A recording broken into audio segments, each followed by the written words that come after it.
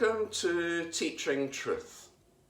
One day in 1671, Christopher Wren, the architect of the magnificent St Paul's Cathedral in London, observed three builders on a scaffold, one crouched, one half standing, and one standing tall, working very hard and very fast.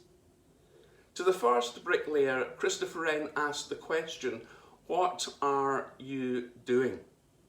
To which the bricklayer replied, "I'm a bricklayer. I am simply working hard, laying bricks to feed my family." The second bricklayer responded, "I'm a builder. I'm just building a wall." But the third bricklayer, the most productive of the three and the future leader of the group, when asked the question by Sir Christopher Wren, "What are you doing?"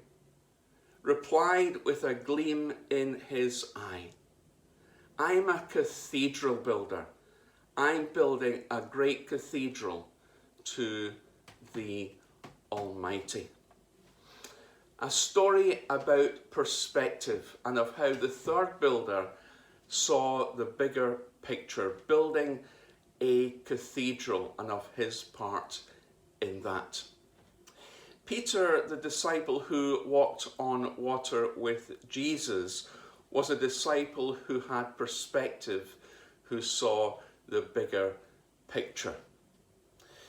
In our reflections this week, we're continuing to look at the theme profile of a water walker. What is it that makes up someone who walks on water, spiritually speaking, with Jesus? And today we're going to look at the fact that a water walker has a proper perspective. They see, as it were, like that builder working on St Paul's Cathedral, the bigger picture.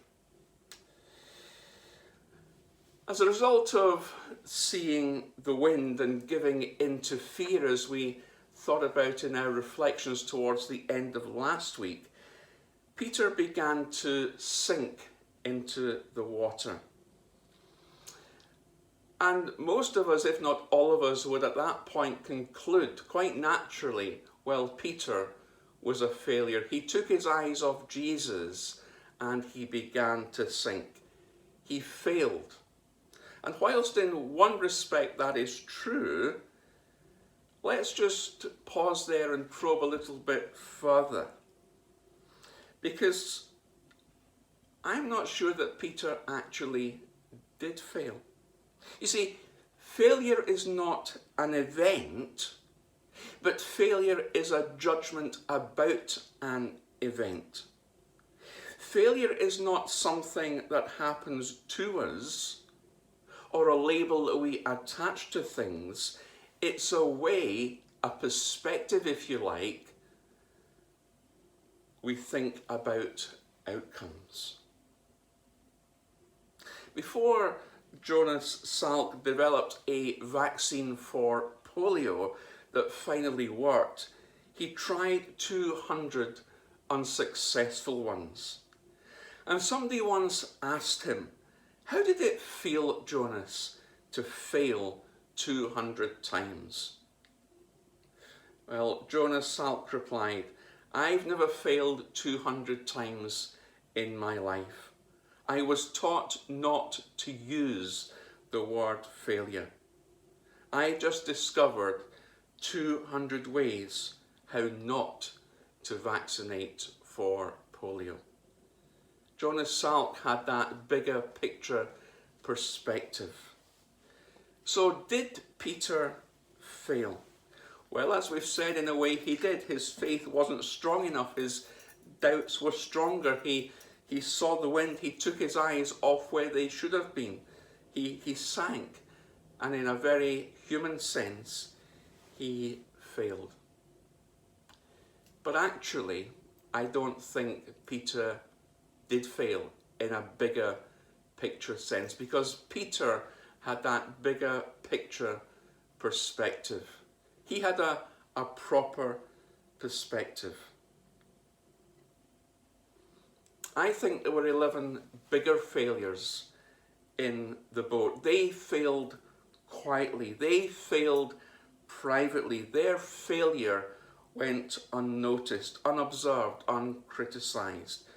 It was only Peter, in one sense, who knew the shame of quote-unquote public failure when he was out on the waves. But here's the point I want to snatch at today in terms of perspective as we engage our reflection.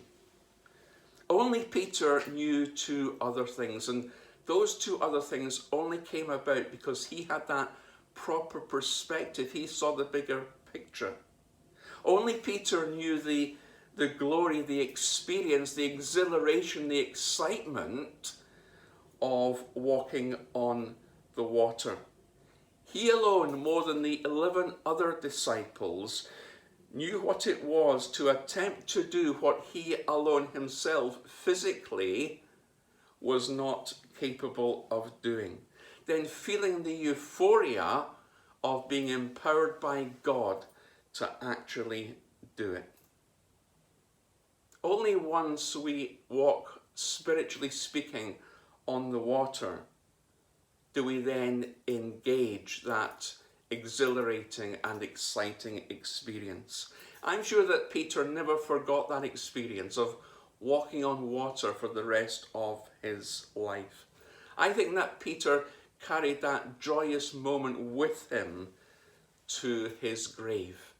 And I can just imagine Peter as he met people in the weeks, the months and the years afterwards, just sharing with them of that day that he got out of the boat, that he saw the bigger picture, he saw Jesus, and he decided, yes, I'm going to go for it.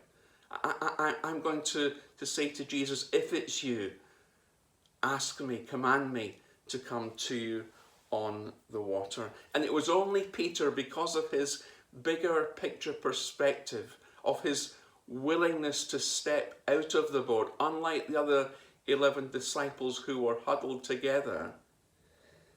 Only Peter then knew the glory of being lifted up by Jesus in a moment of desperate need. Peter knew, in a way that the others never did, that Jesus was wholly adequate to save him.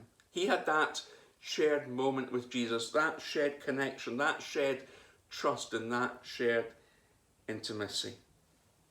The others didn't get out of the boat.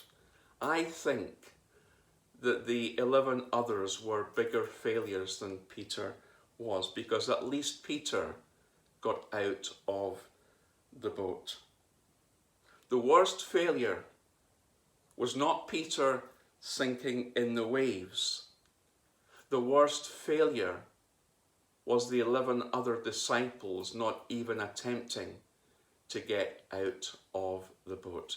Peter, the disciple of Jesus, the follower of Jesus, had that bigger perspective. He saw Jesus. He saw the bigger picture, the opportunity to grow and to do something he had never done before. Now let me invite the question for our consideration. Have we that bigger picture perspective?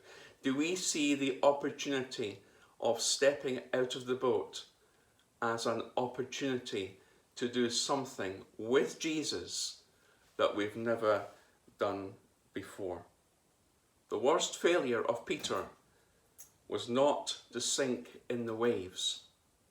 The worst failure of the 11 other disciples was not to get out of the boat. Are we like Peter, or are we like the other disciples? What is our perspective?